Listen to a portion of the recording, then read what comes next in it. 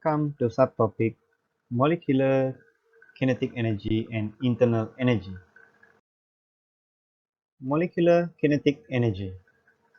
From equation 1 subtopic Kinetic Theory of Gases, we have equation where pressure will be equivalent to 1 over 3 nm over volume, mean square velocity.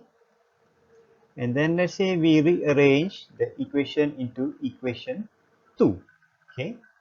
So over here we have two relationship. P will increase when the ratio of N over V increase, or the average kinetic energy increase. So that means higher kinetic energy will achieve, the pressure also will increase.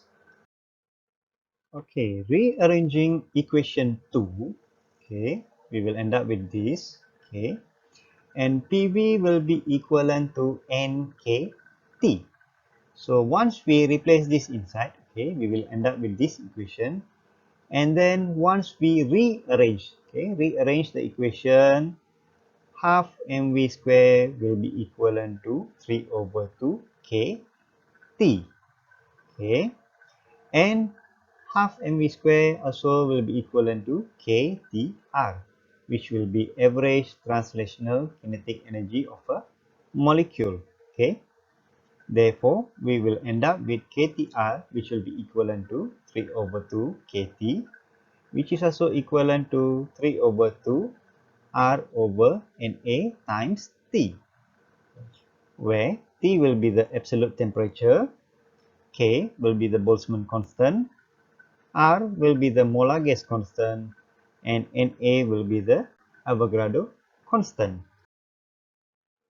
For n molecules of an ideal gas in the cubical container, the total average mean translational kinetic energy is given by the equation E times E will be equivalent to N times KTR, where N will be the number of molecule.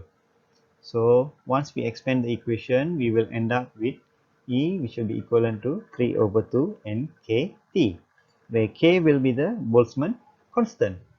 Or this equation also could be written as E is equivalent to 3 over 2 nRT, where R is the molar gas constant.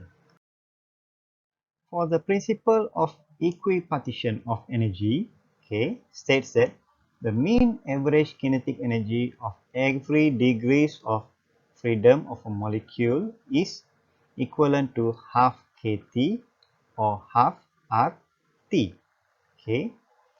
Where mean average kinetic energy per molecule will be equivalent to F over 2 kT, whereas mean average kinetic energy per mole will be equivalent to F over 2 RT. Where F will be the degree of freedom and T will be the absolute temperature.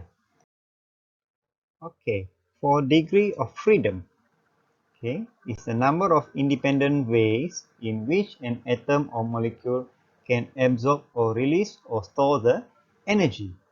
For example, let's say we have a monoatomic gas like helium, neon, or argon. So the number of degree of freedom is 3. 3 direction of translational motion. So that means we can have motion in X, Y, and also Z axis, which will contribute to the translational kinetic energy. Whereas for rotation, it will be 0. For diatomic gases, example like hydrogen gas, oxygen gas, For the translational kinetic energy, we will have 3 degree of freedom. Object is moving, or the atom is moving in x-axis, y-axis, and also in z-axis. Whereas for rotational kinetic energy, the degree of freedom will be 2. We can have rotation in z-axis, which will cause contribution, rotation in y-axis, which will cause contribution, and rotation in x-axis, which will not cause any contribution. So therefore, the total will be 5. So for polyatomic gases, okay, example, gas of H2O, CO2, or NH3, okay, the number of degree of freedom, okay, translational, we will have 3. That means movement in X, Y, and also Z axis, which will contribute to 3. And the rotation in X axis, you will have contribution. Y axis, you will have contribution, and also Z axis, you will have contribution. So therefore, total will be equivalent to 6. Okay. Okay, so we can summarize this and put it in a table. Okay, so when we have a monoatomic, for example, helium, translational, we will have 3 degree of freedom, rotational 0, therefore total will be 3. So average kinetic energy per molecule will be equivalent to 3 over 2 kT. Okay, and for diatomic, for example, H2, translational will be 3, rotational will be 2, total will be 5. So therefore the equation will become 5 over 2 kT.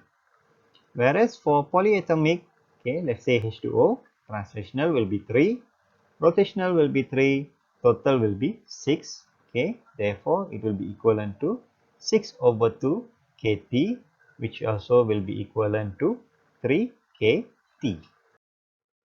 Okay, internal energy.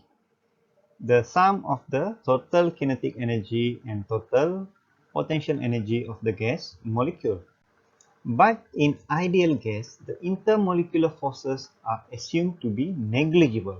Okay, thus the potential energy of the molecules can be neglected.